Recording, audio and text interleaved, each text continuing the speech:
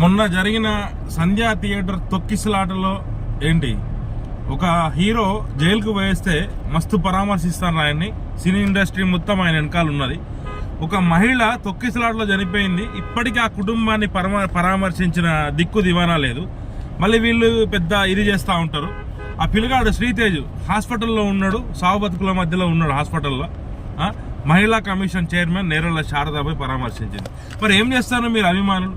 ఈ సినిమా చూసి మనం ఏం నేర్చుకోవాలి? అంటే కలప దొంగతనం చేయాలి ఏంటి? ఉన్న చెట్లు, టేకు చెట్లు, మొద్దు చెట్లు, ఏంటి ఎర్రచందనం చెట్లు నరికి విదేశాలకు సప్లై చేసి డబ్బులు కమాయించాలి, కేసులు.